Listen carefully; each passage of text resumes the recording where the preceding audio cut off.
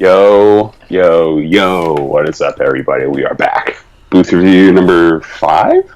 I think so, yeah, week 5. Yeah, it's corresponding with college football, not the NFL, and they're always 1 week off. And it always confuses me because I'm easily deceived. What's good, Greg? What's popping in the world of BOGOs?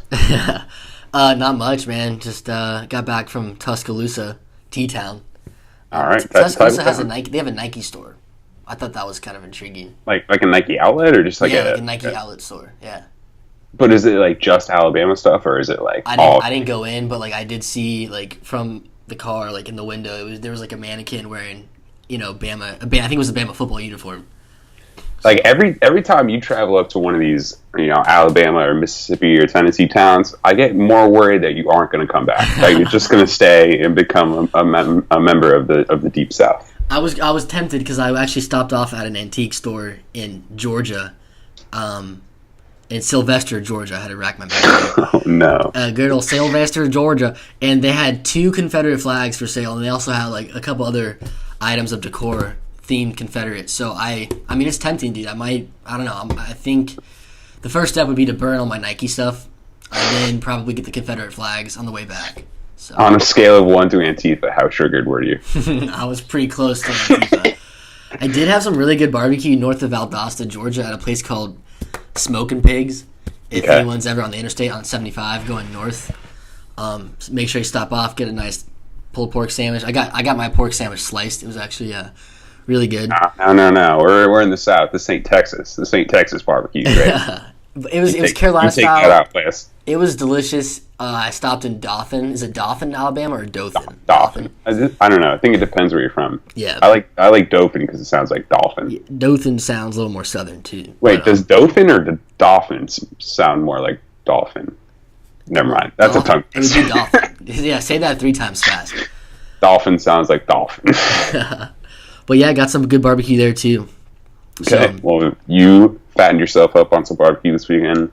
I watched football until my eyes bled and my head hurt real bad. So let's get into it, man. Let's do it. So we'll start with some college football. We'll recap last week. So first game I think we need to talk about. This is a Florida podcast, Florida grad, Florida student. Might as well just get into it. First things first. Florida versus Tennessee, man. Felt good. It did. It felt real good. It felt amazing. It felt right. Some things just feel right, and that felt right. Yeah, Florida breaks the record for most points scored at Neyland Stadium, which really surprised me. Definitely would not be the year that I would expect that to happen. And it didn't even really feel like it. Like when you were watching, you just kind of looked up all of a sudden, you're like, oh my God, like 47 points, that's kind of tight. Mm-hmm. I don't know, man. What did you think? It was good. I got back to the hotel when it was like, I think 16-0. Mm-hmm. It was nice. No, it was after whenever they fumbled it into the end zone for the touchback. I missed all of that, so I missed the entire first half. Okay. Obviously, went back and watched the highlights. It was great. It was nice to see Scarlett kind of get into his groove and start to assert himself because he at this point with what we have. I mean, it's nice to see a running back emerge. He played well. Freddie Swain's a monster. I didn't know that was going to happen. Yeah, I think that's the surprise of the season right there so far. Yeah. It was great to see all those people disappointed, as Muschamp put it once. Man, I miss Will sometimes. Yeah. I like what you said about Scarlett. I think we talked about last week how he's been like pretty vocal about like how it actually takes time for him to like get going and like get in a rhythm, and you could tell like from literally the first run of the game, which was the first play of the game, he took it for like 12 yards and bounced off like 8 tackles, so you could tell he was ready right from there. And I think the most notable thing to take away from the game is just progression on all fronts. Like, we got David Reese back, which was huge. Like, there was a tangible feel to the defense, like, when he was on the field. And, like, way less missed tackles. Like, people were just way better about their assignments. The defensive line actually played, like, aggressive. And, like, I feel like we're starting to nail down a rotation there. Even though it's not what people were expecting, like, Kyrie Campbell and Adam Schuler, like, being the starting, like, star defensive tackles, I don't think was, like, was expected for many people, but it is what it is. If those are the guys that are going to come out and play physical and make plays and get them in there, I don't care. Yeah, I don't care who it is, just as long as we can make tackles. I do want to shout out to Tennessee, just a quick shout out for like regressing so much in just the span of like one season. That was awesome. I love this. They had some really great sideline shots of Jeremy Pruitt, just walking up and down, like so sweaty, and he's just like he just knows, like, and you know that he knows that like his team is awful. Yeah, they're so fucking bad. Like the fumbles, a couple of them were not even forced. I mean, C.J. Henderson came back and kind of. I mean, the guy heard the footsteps, but just completely fumbled the ball on his own. Yeah, greatest choke job of all time. The Brad Stewart interception, that was nasty. Let's just say that. That was disgusting. Tyree Cleveland's catch in the end zone. Finally, I didn't realize our receivers could do that. I didn't know that was legal, but it was nice to see. Like, for once, they make a nasty catch and they, make their presence known. That was nice. Yeah, I think that was the best play of the whole season so far, honestly. Like, you see Scarlett, like, pick up that blitz and, push that guy around, and Felipe, steps up a little bit to avoid a little bit of pressure and just delivers a strike, and Tyree just mossed the guy. Like, I don't think we've seen anything like that in like 4 years. So no, we haven't. And honestly, you mentioned Franks. I have to apologize to Felipe. I was pretty tough on him going in this game. He didn't play that well. He's. I mean, I know he didn't throw an interception and he threw 3 touchdowns. Single digit completions. Yes, he's still completing at a 50% clip, which isn't the best. But I just have to. I mean, he's playing fine. He's doing his job, and we're winning right now. So I appreciate that. I apologize. That's very mature of you. Thank you. Honestly never expected to hear that from you, just based on our pre-show conversations. But hey, I appreciate it. I'm trying to be a man. I'm not 40, but I'm trying to be a man, so I had to apologize. Theme of last week, progression. Yes. So we can appreciate that. Why don't you hit me with the next game we need to recap? Well, Army, Oklahoma. This was one of my favorite games of the week because it played out in a very interesting way. And not even talking about the game, the way it was broadcast. from a dude's living room on Twitch with his feet in view on his cell phone. How does Reddit not... How did that happen, though? Some stupid Big 12 thing where, like, they have games on pay-per-view. Like, I still don't understand how that happened. Why is the Big 12 still in 2005? Dude, I don't know. But we can leave them there. I thought it was really funny where this just East Oklahoma man was brought. First of all, I didn't know they had Twitch in Oklahoma. I didn't know they knew what that was. Shout out to one guy. At least one person does. Shout out to my man Ninja, my guy Tim the Tap Man, Dr. Lupo, Dakotas. All my Twitch boys. So yeah, all your Fortnite boys. Yeah, man. But besides it being a super super close game and Army just having like 4 10-minute drives, like, I guess Oklahoma survived. So good job, Big 12. You're still. Congrats, I guess. Speaking of congrats, I think congratulations with Stanford are in order. They came back and beat the Ducks. Talk about a wild game, man. I mean, like, I feel like Oregon did everything right that they needed to, except, fumble on the last play before they got to run the clock out. Like, that's right along up there with the Tennessee touchback fumbling through the end zone. Mm-hmm. Like, yeah. You feel bad for the kid because he's like extending his arm over the line to like try and make sure that he gets first down. Just like, boop, there it goes. Yeah, I didn't watch this game. I'm not gonna lie to you. So I don't really know what happened besides Stanford coming back from like 24-7. I think it was at one point. Mm-hmm. Pretty big deficit. Yeah, and Oregon's getting ready. They're like on like the 2-yard line or something, getting ready to punch the ball in to go up basically like 30-7. Like at that point, the game's pretty much over, and they fumbled right there, and the Stanford ran it back for like a 98-yard touchdown. So there you go. That's a pretty good way to ignite the comeback. Yeah, the old 14-point swing right there. Mm-hmm. What else you got for me? We got surprisingly Kentucky stomping the Bulldogs of Mississippi State. The miracle Kroger Field. 4 touchdowns for Snell, Benny Snell. He's a monster. Wait, is Kentucky actually good though? Like, are they? I don't know, because they've had seasons like this before. Obviously, not where they beat Florida, but they've had seasons like this before where they started like 4-1 or 3-1, whatever it was, and then they finished like 7-5. So like the jury's still out, but this is I think it's fair to say this is the best Kentucky team that we have seen in a while. Of all time? This is the best Kentucky team of all time. I think it actually might be. Dude, I don't know anything about Kentucky football history. I do remember in 2007 they had a pretty good team. Their quarterback's name, I think, was Andre Woodson, and they were ranked. Like, this Florida game against Kentucky was a CBS game, and they were ranked. It was 2 ranked teams. Damn. We won, but... Yeah, naturally. Obviously, but, you know. All right, well, do you want to look ahead to the next week, I guess, since those were the games we marked down? Yeah, it was an interesting college football week, because, like, week 4 was right around that time where you start to expect teams to, like, you know, either, like, teeter or, like, suffer some devastating injury or, like, have a huge loss that ruins their season. Shout out to Virginia Tech. Yeah. They had both, actually, devastating injury and terrible loss. So you guys did not survive Hell Week. Anyway, let's push it on to this week's predictions. All right, well, first up, we have our boys going to Starkville. Yeah, the Gators versus the Dogs. What do you think? You go first. I want some time to collect my thoughts. I need some time too. Mississippi State's 7.5-point favorites, just for all the Gamblers out there. You know, I don't know what to expect. I want to pick Florida so bad, but I don't want to, like, I don't want this to happen to myself where, like, we beat Tennessee with the help of Tennessee, and then, like, for me to be like, okay, well, we're just gonna stomp Mississippi State now. I think they're gonna come out pretty excited and energetic, you know, like much like we did against Tennessee. Mm-hmm. My heart says Florida, my brain says Mississippi State. I'm gonna go with Mississippi State here. But do they cover? It's the real question. If they do, it's late. It's a backdoor. Backdoor cover. I don't think they cover.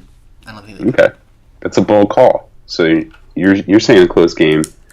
I think so. Last week I picked Tennessee, and I'm not, you know, to quote Michael Scott, I'm not superstitious, but I am a little stitious. And I mean, like, I feel like I've become a pessimist, like, as we go throughout the year. But I liked what I saw out of Florida last week, and we have to keep in mind that it was Kentucky. Just keep that context in mind.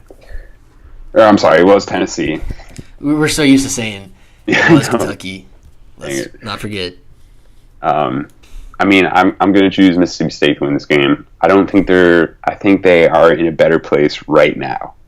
Just as far as, like, toughness. I hate that stupid word, dude. I hate that stupid coach speak word. But it's true. They're tougher and they're more physical. Like, that's just the fact of the matter. And obviously, I think you're right. Like, that stadium is not going to get any more fired up for anything this year. Yeah. And, you know, they're making the F. Dan Mullen buttons and the, you know, wearing all the hate shirts. And it's like just being super irrational about all the hate. Yeah. So I think they'll come out fired up, and I think that'll probably show up. I'm sure there's going to be like a pick six in there somewhere, or like a fumble return for a touchdown. Ooh, but you know what? That's so true. Yeah, dude, that's actually so true. Felipe's gonna throw a pick six. It's a guarantee now. I mean, like, we saw him last year. We saw him crumble in road games, like absolutely just fall apart. But then he gives us this glimmer of hope where he comes out and plays pretty well against Tennessee last week. So it's like, oh, maybe he's got it fixed. But, I mean, like, the thing with Franks, he's progressed every week, like we said. So week to week, he's made strides. So hopefully he continues the trend. I'm going to pick Mississippi State. I like what you said. I think it'll be close unless they score, like, you know, a garbage time touchdown or something. Yeah. But, yeah, I think Cowbells get their revenge against Dan Mullen. Yeah, that was a tough one to pick. Yeah. Emotionally. But how great it's going to feel if we win that game. Exactly. And then we got LSU at home. It's a blue out, by the way, if anybody cares. Yeah. Dude, they got to stop telling people what to wear. Yeah. Especially against teams where we don't share any colors. Exactly. Like, Florida State did that. Their Twitter, they tweeted out what they were wearing against Louisville. And it's a road game. And they also tweeted out what they wanted fans to wear at a road game.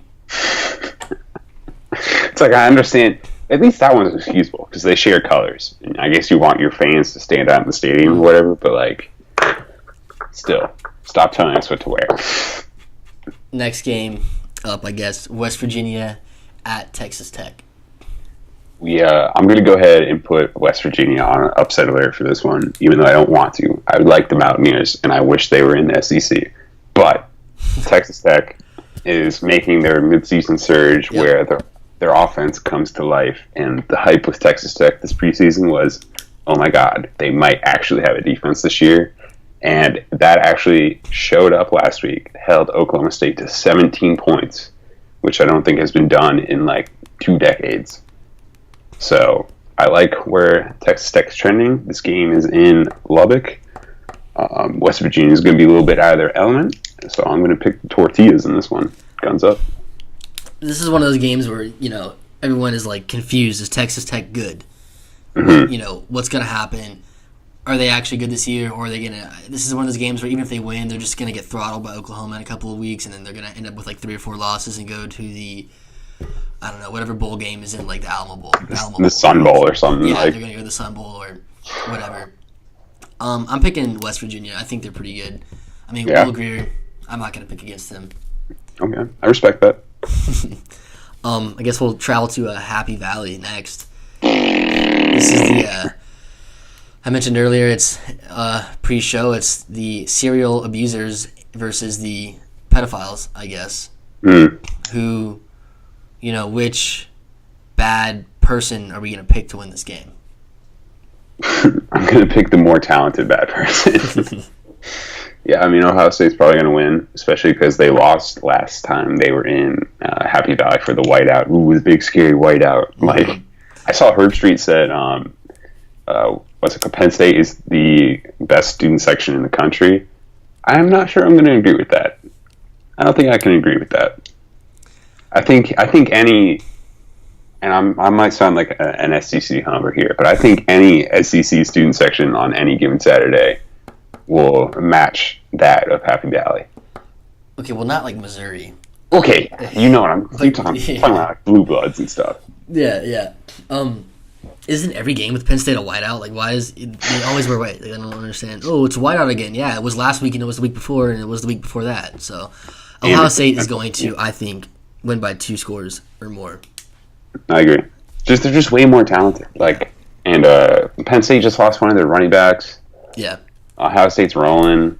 Dwayne Haskins might win the Heisman. It is what it is, unfortunately. Yep. Next up, the Battle of the Nerds. Stanford, Notre Dame. Are Notre Dame nerds? Is that a nerdy school? The Catholic nerds. Okay.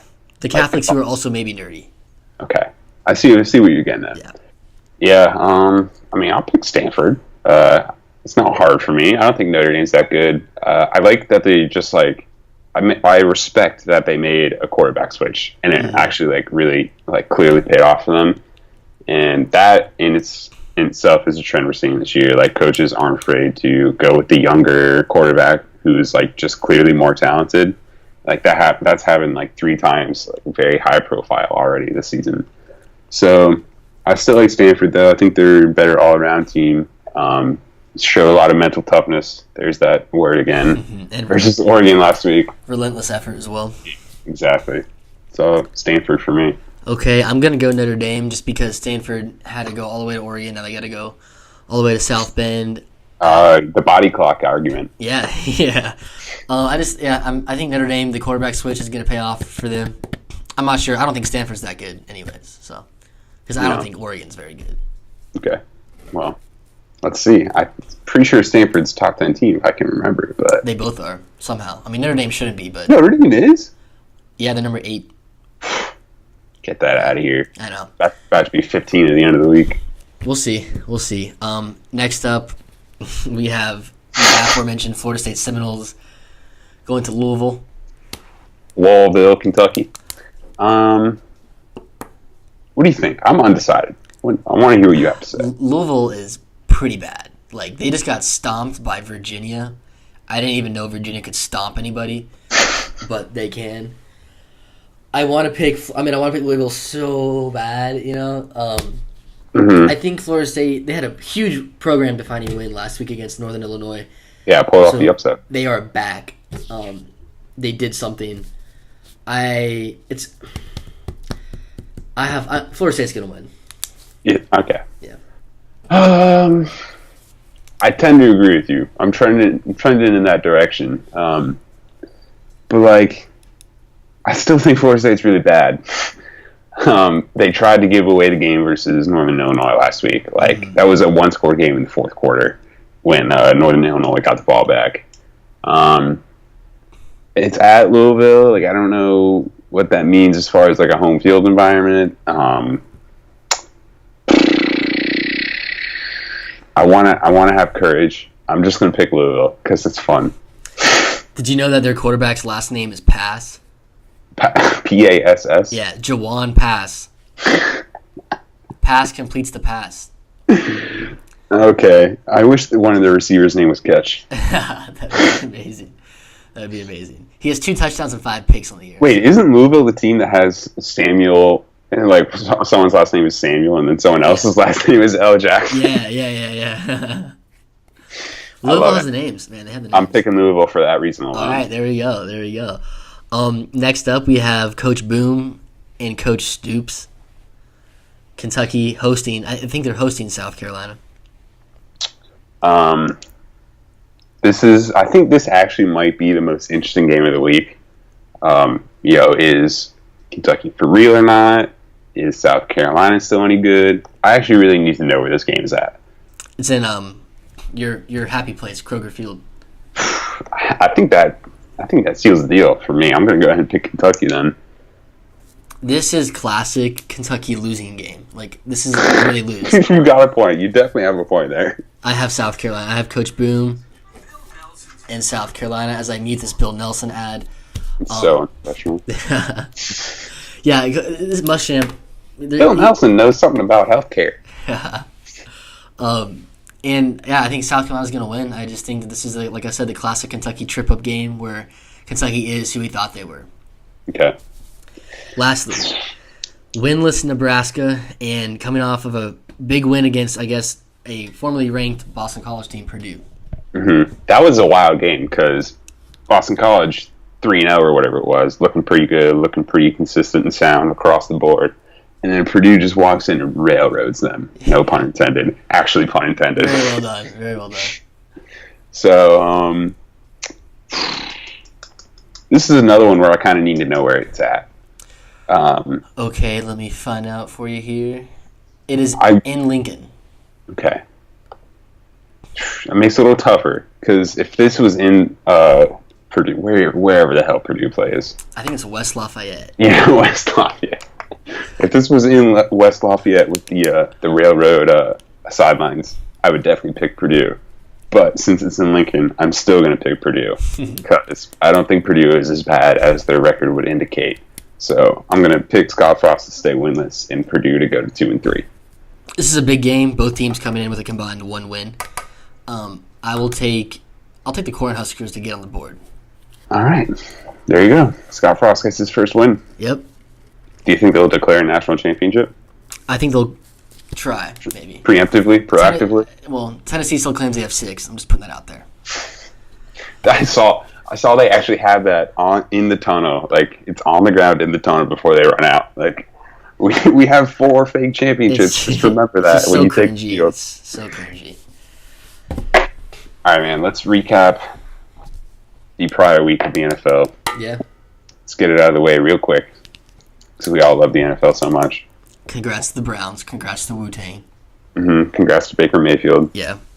I'll say he's, throughout the course of Hard Knocks and the first few weeks of the season, he has turned me. I'm no longer a Baker Mayfield hater. Okay.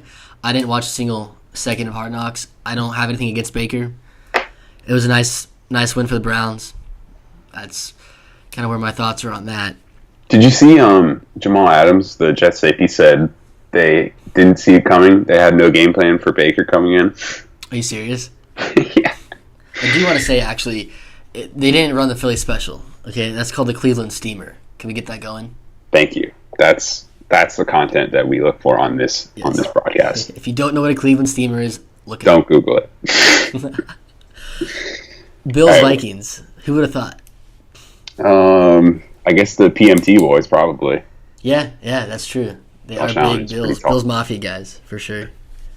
I actually gained a lot of respect for him in this game. I still don't think he's a very good quarterback, but he showed a lot of reckless abandonment, jumping over guys and flying towards the corner of the end zone. Did you see that pylon cam angle? I didn't see that one, no. I saw Okay. a play, but not the pylon cam angle. You should see that angle because it's pretty freaking All right, I'll sweet. do it. It's the first thing I'm doing when we're done. I'm going to look it up.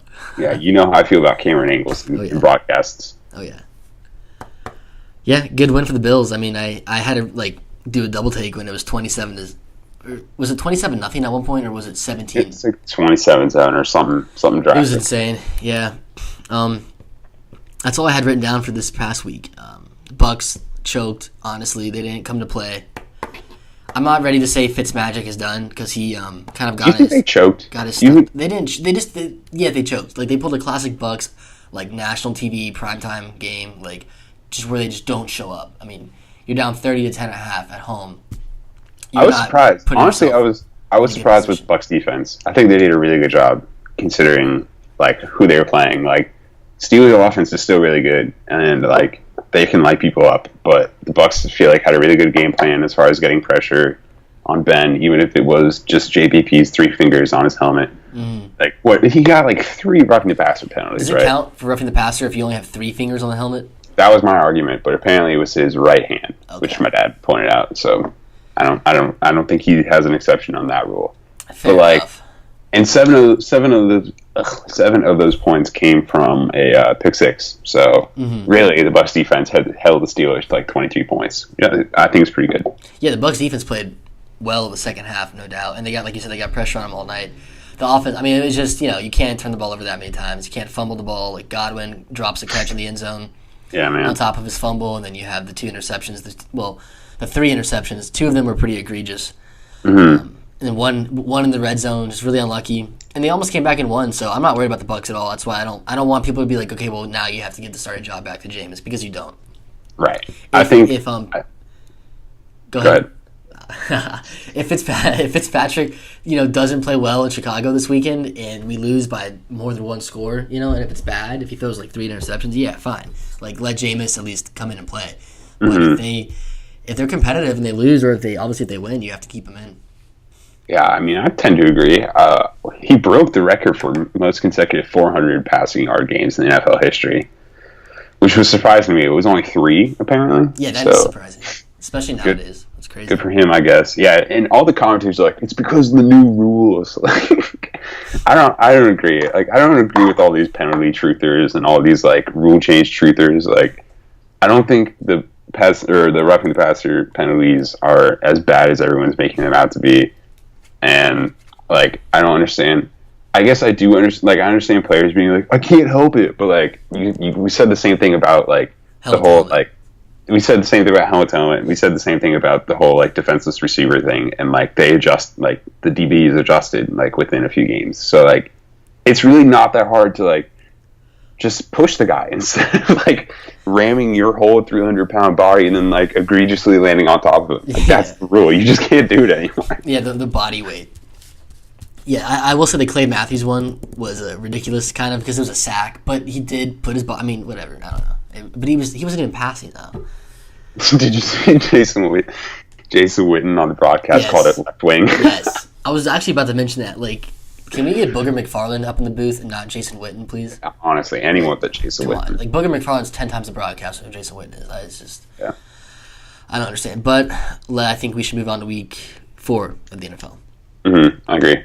I do want to note though, Giants got their first win. Oh, so yes. that's Congrats. it. Just had to get it out there. Just had to get it out there. Somehow I just missed that. Yeah. All right. Let's see. We got Vikings Rams up first. That is the Thursday night game going down tomorrow night.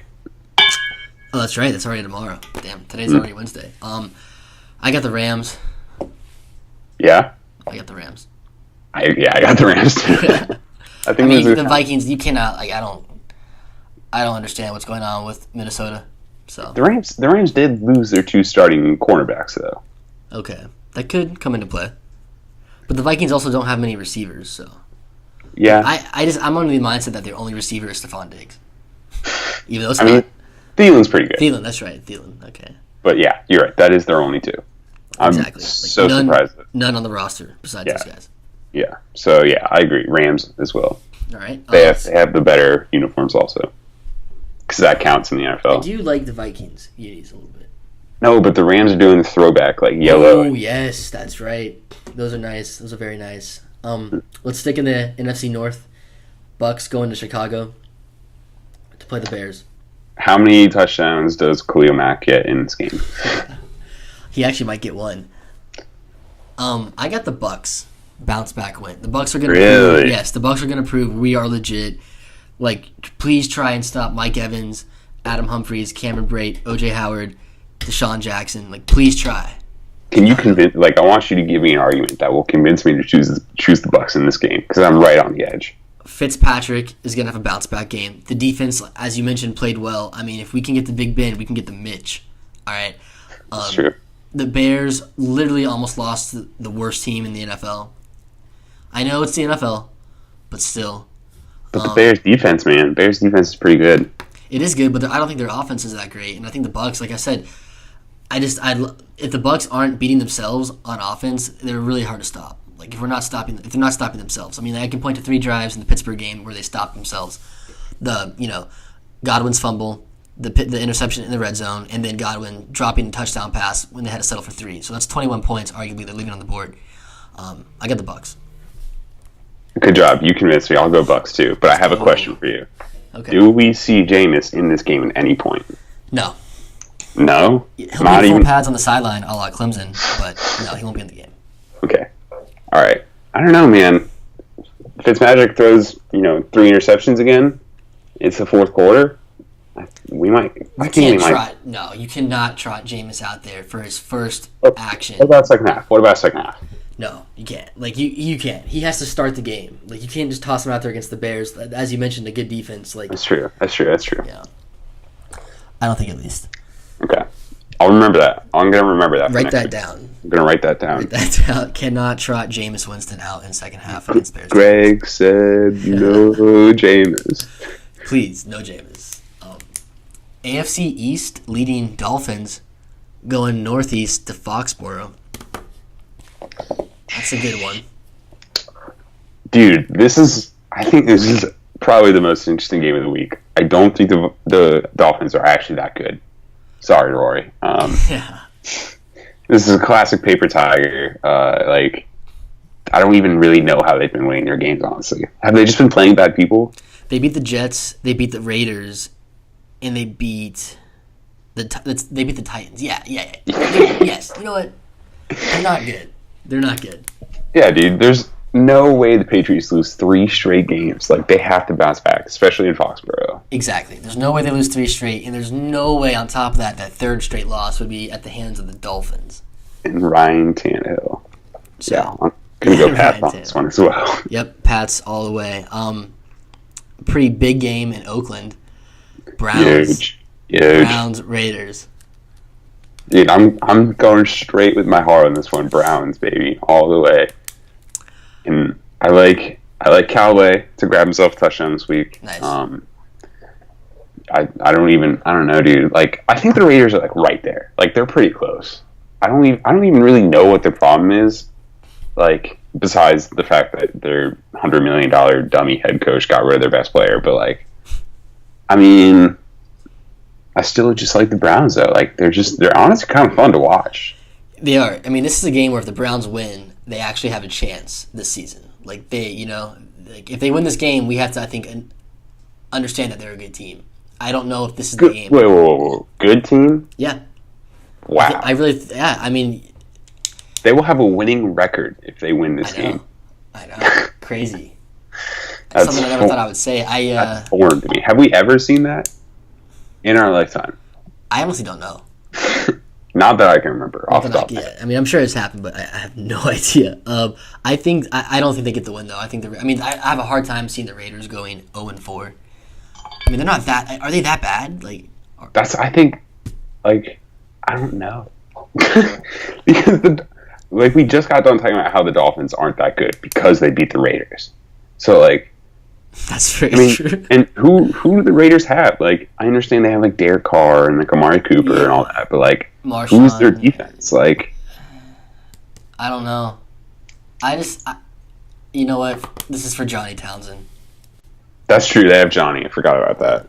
Okay, so at least someone will represent the Raiders on this podcast. I'm still going Browns. Okay. Big game for you. Yeah, I'm excited about this one. It's going to be a shootout. Either that or. About that.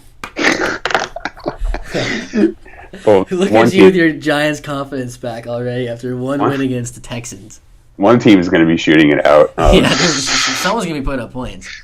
The Saints are definitely going to score 40. I'm a defense watcher. Like I get more antsy watching defense than watching offense. So like when my defense is getting destroyed, it really bothers me. It's really hard to watch. So yes, it's going to be a tough game for me to watch. And the Saints are going to score a lot of points, definitely in the 40s. Shout out to my man Drew Brees though. He's got me 3-0 in fantasy. Respect. So this is a conflicting week. I'm going to go with the Saints, but I think the Giants score 30 for the first time in I think it's been 20 plus games at this point. I think the streak's at either 22 or 23 games where the Giants have not scored 30 points. So I'm going to choose them to score 30 points. Saints defense, not that good. They also just lost one of their starting quarterbacks. So, OBJ gets his first touchdown. Oh, wow. That streak is Florida football-esque, by the way. Yeah, that is insane. I did not know that. I'm going to go upset here. I'm going the Giants. Really? I don't think the Saints are playing well at all. They beat the Falcons, but the Falcons, I don't know if the Falcons are good. I mean, the Falcons have lost essentially their entire starting defense. Yeah, very true. I think the Giants get it done somehow, some way. 24-16. Yeah. They're not going to hit 30, though. You don't think so? No. You think the Saints scored 16 points? The Giants' defense isn't that bad. I really don't think I just don't think it's that bad. I don't know what else. This is a crazy pick. I understand. Yeah, it's pretty out there. That's all I'm gonna say. Look, please don't ask me to explain this one because I can't. I'm just picking the Giants. Okay, that's like my Browns pick. I respect it. All right, fair enough. All right, let's talk about the Ravens and the Steelers. Yeah. Let's get some green zone. I want to see some green zone Sunday night on NBC. Ravens, Steelers, yeah. Joe Flacco, is he elite? Is he not? Do we want to get into that? Probably not. Steelers at home. I'm going Ravens. You're going, dude. I don't think so. I think the Steelers win this one pretty easily. Honestly, I think they find their groove offensively. I don't think the Ravens are that good. I think the Steelers defense kind of figures it out maybe a little bit. They've been missing key offensive linemen, but I don't know. When have the Ravens been any good at beating Steelers in recent memory? I don't know. Actually, you know what? I take it back. I'm going tie. I'm going to pick get the third tie in the NFL. That would make me feel good. But I'm still going. If they tie, we'll lose my mind. Yeah. I'm going with Steelers, but Antonio Brown doesn't score a touchdown. All right. Lastly, the best quarterback in the history of football, Patrick Mahomes. Statistically. Yes. Don't let Stephen A. hear you say that. Yeah. Traveling to Denver to face the Broncos. What do you think for that one? The Chiefs. No brainer. Yeah. The Broncos offense is no good. Obviously, the Chiefs offense is electric. They have the whole altitude thing, I guess. But, I don't foresee that being a problem. Maybe Pat Mahomes overthrows a few balls just because, he's got some extra air under the cannon. But I don't think the Broncos defense is enough to keep the Chiefs offense in check. And the Chiefs and the Broncos definitely don't have enough to score. Yeah, no chance. I think the only altitude issue will be with Andy Reid. But you think he's going to expand a little bit like a balloon? I hope. That would be awesome. I actually would. I might watch if that's the case. Probably won't watch this game. Dude, I think the funniest thing I saw on ESPN yesterday was Travis Kelce calls Andy Reid Big Red. I mean, you have to. Like, you absolutely have to. Wouldn't you wear something else if you were him? I think maybe he owns it and he likes it. I guess. I mean, when you're slinging the ball around like that, you got an offense running that high octane, you get to do whatever you want, I guess. I do want to say one thing, kind of, just not pertaining to any one game, but I'm a believer in, like, your rookie quarterback sitting behind a starter for a year. Mm-hmm. If you have the luxury to do that, I think that is the way to go. Okay. I just wanted to say that. So let me ask you this. The Giants probably need to draft a quarterback next year. Yeah. So you think you draft him and you sit him behind Eli, or do you wait another year, wait till Eli's out of there? If you can get one now. I mean, well, you have to make the right decision. You have to feel like you're making the right decision. But why would you not want someone to sit behind Eli Manning and learn from him? I mean, believe me, I would, but I feel like Eli's going to do the thing where he says he has like 2 or 3 more years, and then the Giants front office, being not as smart as they are, will be like, oh yeah, we'll believe him. We'll get one next year. We'll just get one next year. We'll go offensive lineman this year. And then Eli turns 39 and can't throw a ball over 10 yards anymore. And then we're stuck with Alex Tanney. Well, we'll see. I think they should. They should go and get one next year. Okay. What are the Bucs going to do about their quarterback situation next year? This is a contract year for Jameis. Yeah, I don't know. I mean, that's a good question. There's no way Fitzpatrick's starting next year. No. Even if he lights it up for an entire year. But if Fitzpatrick starts all year somehow, and then this is Jameis' last year, then I don't know what they're going to do. Well, they have to let Jameis play this year. They have to evaluate him and see if they're going to pay him next year. So Jameis has to play this year. Well, my question is he going to play well enough to warrant an extension? Yeah, but does he have to play though? I mean, if Fitzpatrick keeps winning, like if after 8 games, if they're 6-2 or 5-3, either atop or near the top of the division, I don't think you can say Jameis is going to for sure play. Well, then there's no way they can extend him. The brass is going to want him to play, but Cutter, and the coaching staff and the players might not. Get a front office conundrum. Exactly. My thing is, though, if you're going to extend a quarterback in today's NFL, you basically have to give them $100 million. So do you want to give Jameis Winston, who you haven't seen play in a calendar year and who has had multiple run-ins with trouble in the past, do you want to give that guy $100 million? I don't think they will. I don't know. I would like to see them move on, but then it's like, well, then who would they get, Yeah. It's kind of where I'm at this point. Yeah, it's a tough call. Yep. Well, we'll try to answer it next week. Yeah. All right. We will try our best. Well, that's all, everyone. Thanks for tuning in again. We're gonna take a look at maybe getting some guests on here pretty soon. Yeah. I'm trying to settle into a routine here, get some structure going. Exactly. We thank you for tuning in. Keep smashing that like button because it does nothing for us, but other YouTubers say it. All right. All right. Thanks, guys. Thanks for tuning in, everyone.